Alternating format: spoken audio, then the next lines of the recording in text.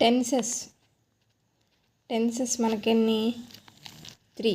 ఒకటి present tense,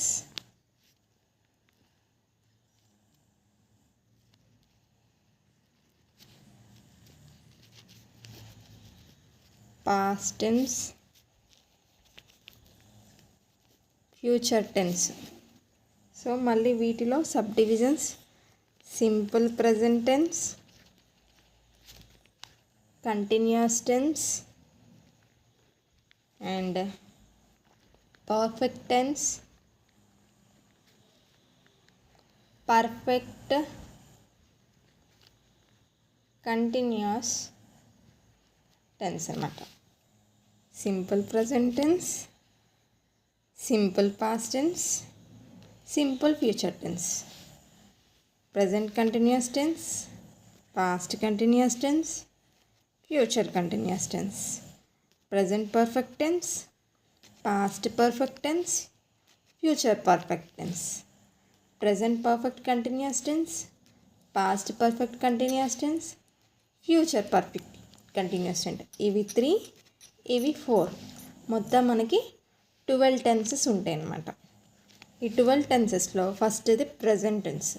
so simple present tense formula ఏంటంటే subject అంటే మనకి ఇక్కడ సబ్జెక్ట్స్ వచ్చేసి ఏమొస్తాయి అంటే I, you, he, she, it, they. వీటిని మనం సబ్జెక్ట్స్ అంటాం. ఓకేనా? సో సబ్జెక్ట్ ఎస్ని మనం సబ్జెక్ట్తో ఇండికేట్ చేస్తున్నాం. సబ్జెక్ట్ ఎస్ అనేది ఏంటి? సబ్జెక్ట్. ఓకేనా? Subject plus V1 plus object. So దీనికి ఎగ్జాంపుల్గా మనం ఏం చెప్పచ్చు అంటే ఐ అనేది ఒక సబ్జెక్ట్. V1 ఫామ్లో ఈట్, మనం తినడాన్ని ఏమనాలి? Eat. I eat breakfast.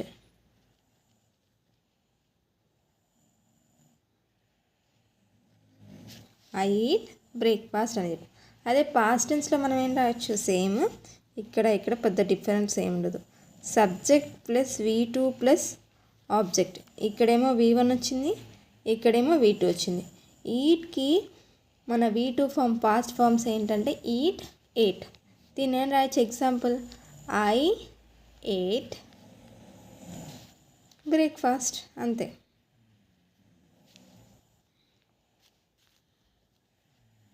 I ate breakfast. ఇక్కడేమో ఐ ఈట్ వచ్చింది, ఈట్ కాస్త మనకి ఏమైంది? ఎయిట్ అయింది. ఓకేనా? అదే ఫ్యూచర్ టెన్స్లో ఏమవుతుంది? Subject plus will or shell అనమాట. విల్ కానీ షెల్ కానీ. సో విల్ షెల్ ఎప్పుడు యూజ్ చేయాలంటే విల్ అనేది మనకి థర్డ్ పర్సన్ సింగులర్ టెన్స్. అంటే హీ కానీ షీ కానీ ఇట్ కానీ ఉన్నప్పుడు మనం విల్ యూజ్ చేయాలి. ఇంకా కొన్ని కూడా వస్తాయి మనకి ఇక్కడ. హీ షీ ఇట్ ఉన్నప్పుడు మనం విల్ యూజ్ చేయాలి. మిగతా అప్పుడల్లా షెల్ యూజ్ చేయొచ్చు. ఓకేనా? V1 plus object. సో దీనికి పెద్ద డిఫరెన్స్ ఏంటి? సింపుల్ ప్రజెంట్ టెన్స్కి ఫ్యూచర్ సింపుల్కి పెద్ద డిఫరెన్స్ ఏంటంటే ఇక్కడ ఒక హెల్పింగ్ వర్బ్ యాడ్ అయింది. Will, shall. Subject plus will or shall plus V1 plus sing. So I కాబట్టి మనం ఏమొస్తుంది? ఐ షెల్ లేకపోతే ఐ విల్ ఈట్కి V1 ఫామ్ ఏంటి? ఈటే. I eat breakfast.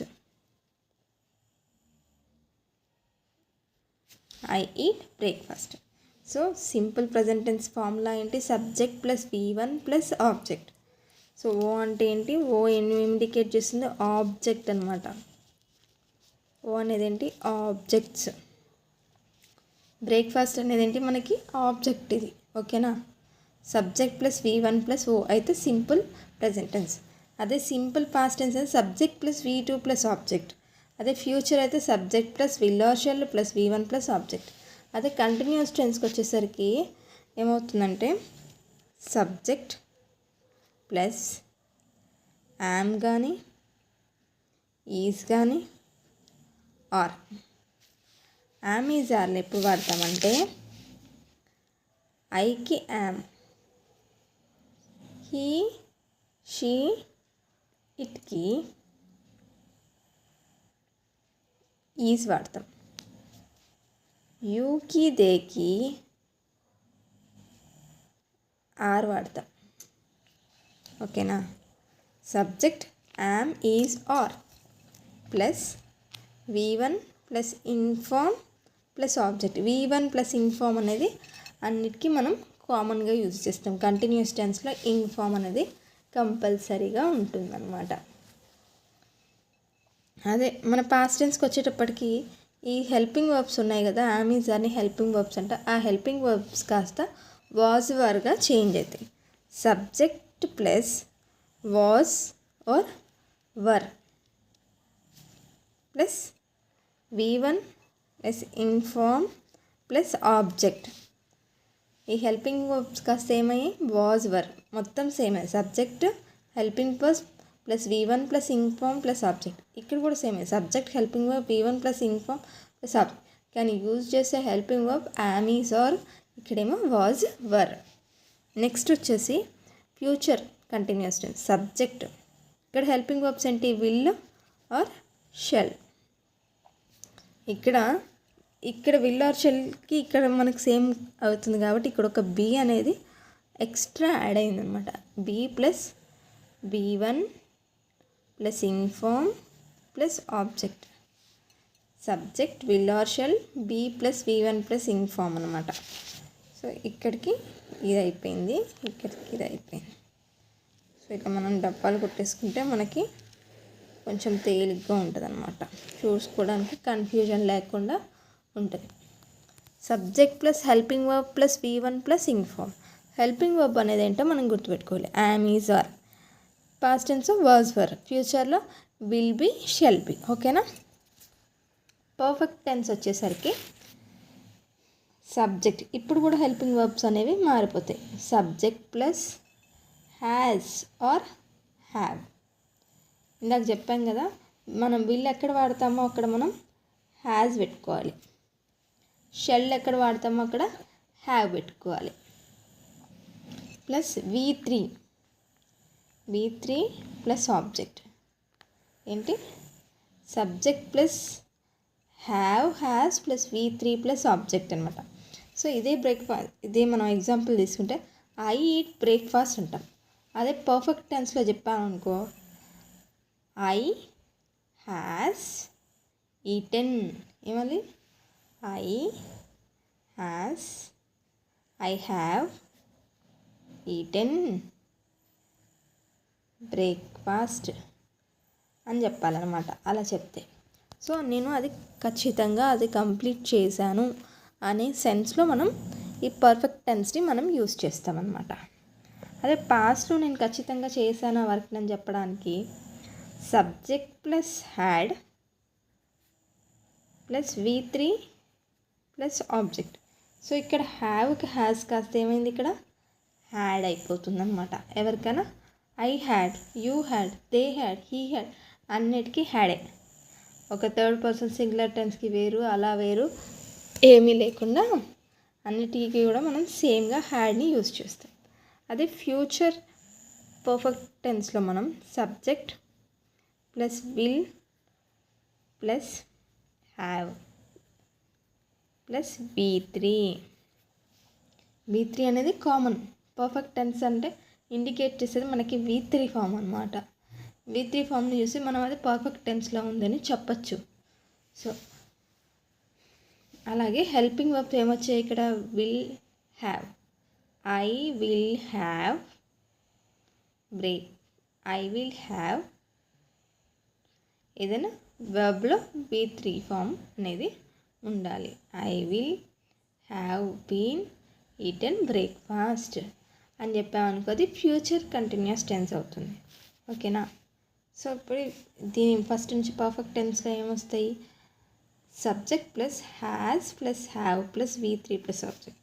అదే subject plus had plus V3 plus object.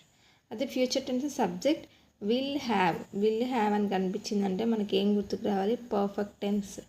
Along with V3 వచ్చిందంటే మనకి perfect tense, future perfect tense గుర్తుకు రావాలి. విల్ అనగానే విల్ షెల్ చూడంగానే పర్ఫెక్ట్ ఫ్యూచర్ గుర్తుకు రావాలి. ఓకేనా?